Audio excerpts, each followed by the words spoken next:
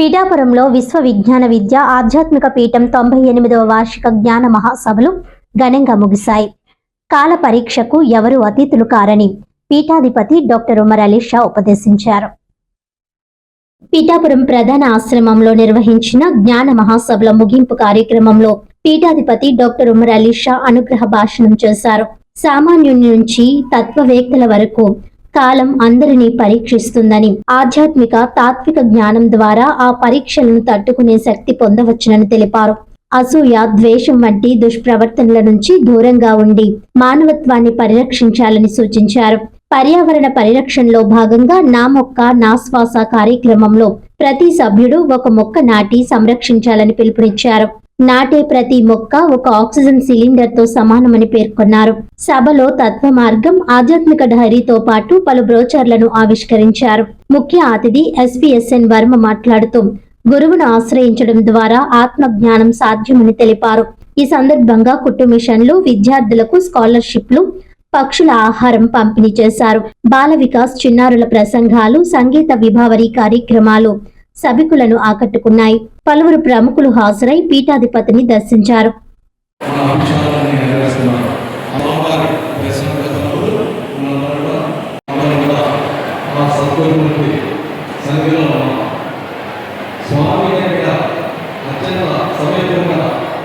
మన మనసు ఆహ్లాదంగా, ప్రశాంతంగా, తృప్తితో ఉన్నట్లయితే పరిపూర్ణమైనటువంటి మానసిక ఆరోగ్యం మనకి ఏర్పడుతుంది. ఆ మానసిక ఆరోగ్యం మనకు శారీరక ఆరోగ్యానికి మార్గదర్శకం కాబడుతుంది. కాబట్టి సంతోషం, ఆనందం, సుఖము, శాంతి, తృప్తి ఇవన్నీ కూడా మనం ఇక్కడ పొంది ఈ యొక్క సారిని మన ఇళ్లకు తీసుకువెళ్ళి మనం ఇంట్లో కూడా అదే వాతావరణాన్ని మనం సృష్టించుకొని మనం చక్కని జీవనయానం సాగించాలి. ఇది భగవంతుడు ప్రసాదించినటువంటి అమూల్యమైనటువంటి జన్మ. ఈ జన్మ తల్లిదండ్రుల ద్వారా మనకు ప్రసాదింపబడింది. అది భగవత్ కృప ద్వారా ఈ భౌతిక ప్రపంచంలో మనం ప్రవేశించి మనం అనేక రకాలైనటువంటి కార్యకలాపాలు సాగిస్తూ మన జీవనయానంలో ఒక ఆధ్యాత్మిక భావనతో మనుగడ సాగించడం ద్వారా మనకు ఒక మహోన్నతమైనటువంటి ఆధ్యాత్మిక శక్తి మనలో ఏర్పడి మన జీవితాశయంలో ఒక అద్భుతమైనటువంటి శిఖరానికి చేరుకునేటువంటి అవకాశం మనకి ఏర్పడుతుంది.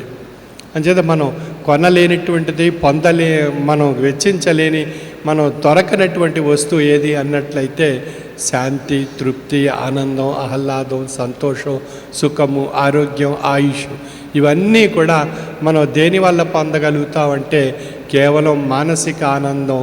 ఆ మానసిక ఆనందం దేనివల్ల ఏర్పడుతుంది అంటే ఆధ్యాత్మిక తాత్విక జ్ఞానము ద్వారా ఏర్పడుతుంది. కాబట్టి ఆధ్యాత్మిక తాత్విక జ్ఞానం ఈ యొక్క అమృత వనంలో మనకు లభించింది.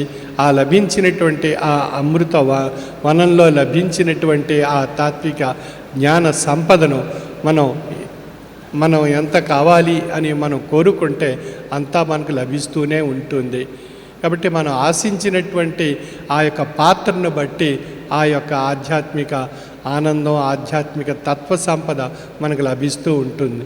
కాబట్టి ఆధ్యాత్మిక తత్వ సంపదను ఇక్కడ నుండి మనం సమకూర్చుకొని మనం పుట్టిల్లి నీళ్ళు అనేటువంటి భౌతిక ప్రపంచానికి చేరినప్పుడు మనకి ఆ సంపద మనకి ఎంతో ఉపయోగకరంగా ఉంటుంది. భౌతిక ప్రపంచంలో, మన ఇంట్లో, మన సంసార సామాజిక కార్యకలాపాల్లో మనం ప్రయాణం సాగిస్తున్నప్పుడు ఈ పుట్టినీళ్ళ నుండి మనం తీసుకుని వెళ్ళినటువంటి ఆధ్యాత్మిక తాత్విక జ్ఞాన సంపద మనకు మానసిక ఆనందాన్ని కలిగిస్తుంది.